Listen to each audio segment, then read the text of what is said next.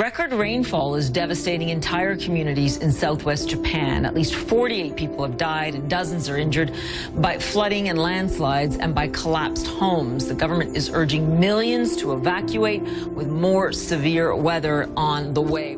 Unprecedented rainfall has turned roads into rivers in Japan.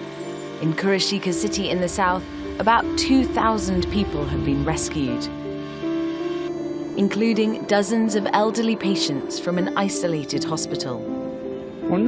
I just didn't expect something like this to happen, so I left with only the clothes I'm wearing.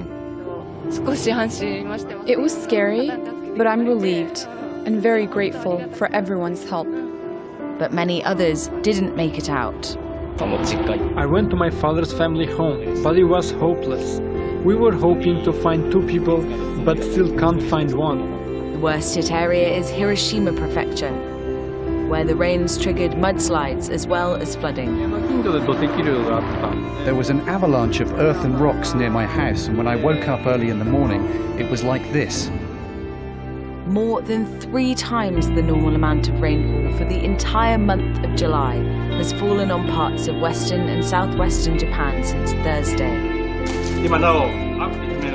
Even now, we have not been able to confirm the safety of quite a lot of people, and there are many who are stranded, facing the terror of impending inundation and waiting for rescue.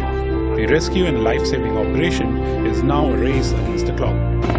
Skies are clearing in some areas and floodwaters are starting to recede. But in other places, warnings are still in place for more rain and landslides. Arabella Monroe, TRT World. Back in the U.S., firefighters are battling more than 60 large wildfires in the West. One of the most destructive fires over the last several days is in Goleta, California. It's near Santa Barbara. It's burned 80 acres, damaged or destroyed at least 20 structures, and forced as many as 2,500 people out of their homes. Carter Evans was in Goleta with the latest. The fast-moving fire exploded late Friday night in the town of Goleta, north of Santa Barbara.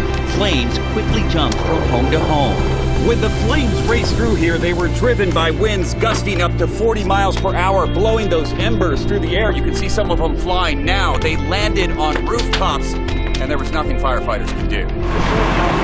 This home may be a total loss. What's the goal? Keep it from spreading? Yeah, just try and knock it down as best we can. Try and salvage what we can. We know this is somebody's life behind us. As fire burned through the community, more than 1,000 people were evacuated at a moment's notice. At least 20 structures burned. But Patty Driscoll stayed behind and grabbed a garden hose to try and save her home of 30 years. When you look up here, you really could tell how close it was. Yeah, so I was just standing right here. As far as this hose would take me, and that was it. Hot, windy weather is fueling fires across the state. This one in San Diego Friday burned 20 homes and injured a firefighter. Governor Jerry Brown declared a state of emergency for the Klamathon fire burning near the Oregon border. It's still out of control, scorching 21,000 acres so far. 1 person was killed. And this fire east of Los Angeles forced 500 campers and residents to evacuate as flames closed in. As I was coming out, I felt the heat. The heat was so tremendous. It was just like almost burning me up because we were just right there on the side of the road. This is just one of many homes that burned in Goleta. The governor has now declared a state of emergency here as well. Firefighters, they're trying to put out hot spots today, just trying to get ahead of this fire before the wind picks up again. Rena? Carter Evans in California.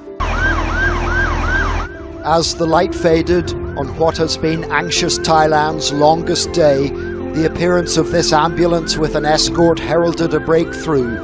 We knew each child had been allocated his own medical team, so this meant salvation for one of them after 16 dreadful days. And then, a few minutes later, a second little convoy. They'd managed to get 2 of the trapped boys to safety. Here you can make out a doctor still working on the child.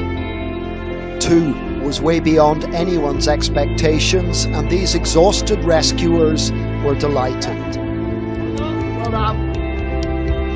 What a remarkable achievement this is, and what a powerful message it sends to the boys still inside. They now know that for them too, literally and metaphorically, there is light at the end of the tunnel. The young pair were taken to a makeshift landing zone where a procession of military personnel and medics could be seen carrying them by stretcher to a helicopter. It's only a short flight to the best hospital in the nearby town of Chiang Rai. Then there was more to follow. A third and a fourth ambulance would leave the mouth of the cave complex. At last, the regional governor here had something to smile about. He told a news conference late tonight that he had seen all 4 children and they were fine. It was the arrival of heavy rain here that forced the governor's hand. So when he appeared first thing this morning, he made this announcement.